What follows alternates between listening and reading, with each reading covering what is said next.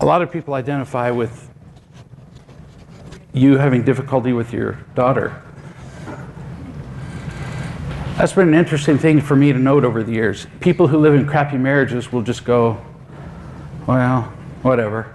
I asked you to describe your marriage, and the word you used was very flat. What was it? Checked out. See, that's not even a feeling word. It's just a condition. Is Bob at work? Let me look. No, he's checked out. We put up with that. We've seen that in marriages. We felt that from most of us, actually, the great majority of us, for all of our lives.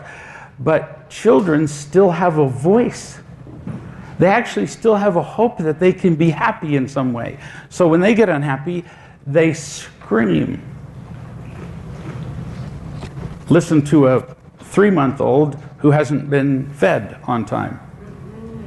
They're very insistent, aren't they? So I just need to scream. Mom says, so I just need to scream. You could. The problem with screaming is this. With all these behaviors that we do, if you scream for attention and people give you attention, you know that it's just attention that you demanded, that you bought, that you purchased, because you held people hostage, and it doesn't feel loving. You can hold a gun to somebody's head and get pretty much anybody to say, I love you. Tell me say, I love you, or I'm going to blow your brains out. Oh, I'd be right there. I love you a lot. Absolutely.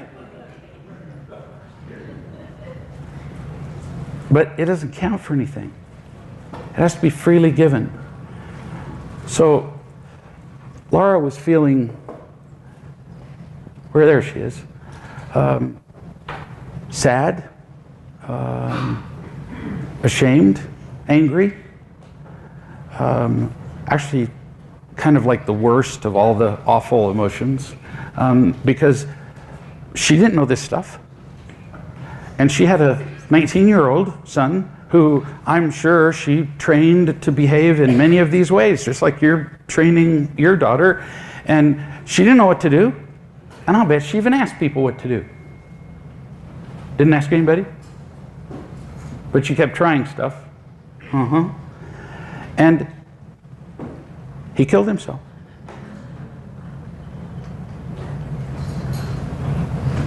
How do you live with that? How do you live with that? You don't really want to find out, right? No. Which is why she says you really don't. Which is why you want to do something about it now, when your kid's 18 or 4. It turns out it's way easier to teach the 4-year-olds than the 18-year-olds. Really.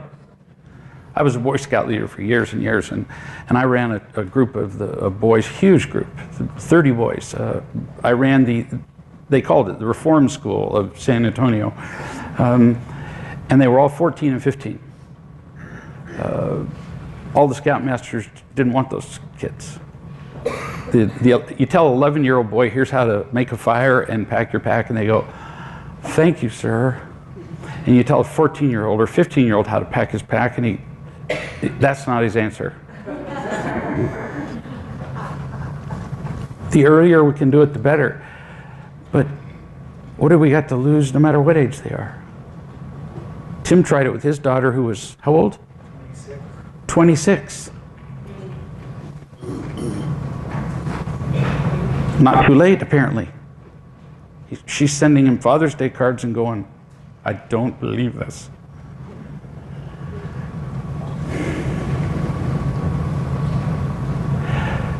But Laura did the best she could. That's not some little, cute little saying meant to make her feel better. That's one thing I'll never do with you. That's one of the reasons that people find it easier to trust me than most people. I'll never lie to you to make you feel better. Never. I'll never do it.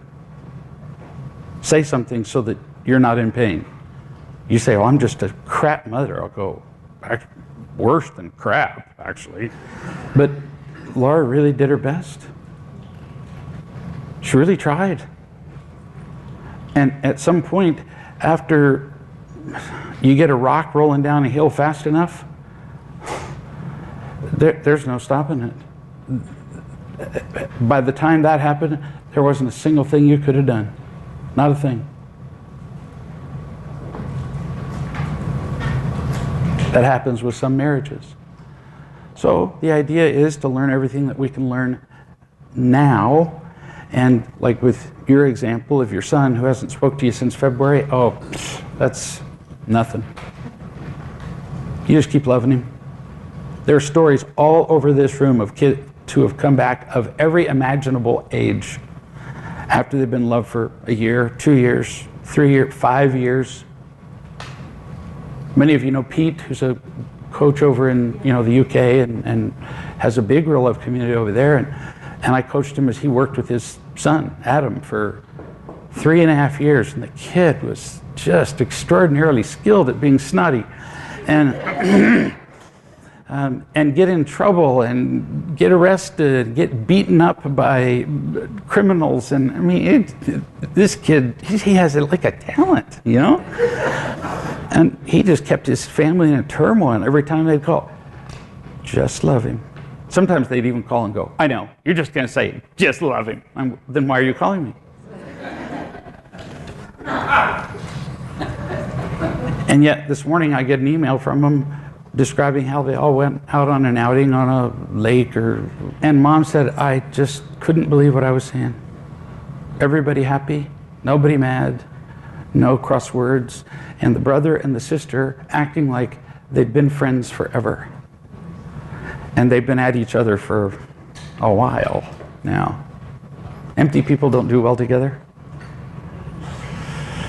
You just kind of never quit.